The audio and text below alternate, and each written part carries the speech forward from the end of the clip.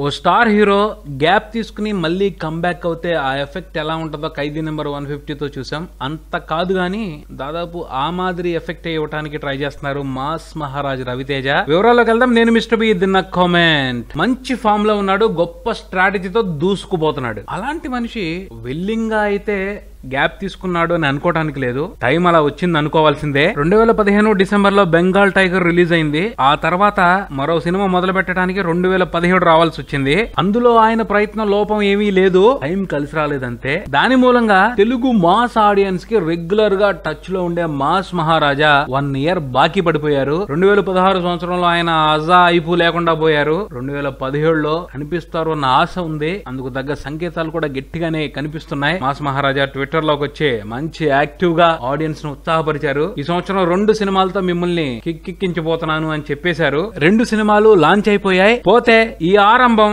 మామూలుగా ఉండదు, సరికొత్తగా ఉంటది. ఆ కిక్ ని అల్టిమేట్ గా ఎంజాయ్ చేస్తారు అనే విధంగానే సిగ్నల్స్ ఇస్తున్నారు మాస్ మహారాజ్. 2 సినిమాల్లో ఒకటి రెగ్యులర్ కమర్షియల్ ఎంటర్టైనర్, రెండోది మాత్రం experimental commercial entertainer. Anil Ravipudi రవితేజతో బ్రహ్మాండమైన ఎక్స్పెరిమెంట్ చేపిస్తున్నారు. రాజాది రాజా ఆ సినిమా పేరు. అందులో మహారాజ్ బ్లైండ్ మ్యాన్ గా కనిపించబోతున్నాడు. ఇదే తరహా పాత్రని మలయాళంలో మోహన్ లాల్ చేస్తే ఆహా అనుకున్నాం, హిందీలో హృతిక్ రోషన్ చేస్తే ఓహో అనుకున్నాం, తెలుగులో మన రవితేజ చేస్తున్నాడు. ఏమనుకోవాలి, ఇప్పుడేమనుకోవద్దు, సినిమా రిలీజ్ అయినప్పుడు అనుకుందాం. అనిల్ రావుపూడి మహా కసి మీద ఉన్నాడు ఈ సబ్జెక్ట్ కి సంబంధించి. రవితేజలో మాస్ మహారాజా యాంగిల్ ఒకవైపే, ఇంకో వైపున నికార్స్ అయిన నటుడు ఉన్నాడు. ఆ 2 యాంగిల్స్ కలిసి వస్తే కొత్త క్యాలిక్యులేషన్స్ కట్టొచ్చు. అలా చూసుకుంటే కొంత గ్యాప్ తీసుకుని మళ్లీ మొదలు పెడుతున్న రవితేజకి ఇది కొత్త ఆరంభమే. ఈ న్యూ బిగినింగ్ తో రవితేజ తెలుగు ప్రేక్షకులకి ఊహించని కిక్ ఇవ్వాలని ఆశిద్దాం. మరిన్ని అప్డేట్స్ కోసం కీప్ వాచింగ్ మారుతి టాకీస్.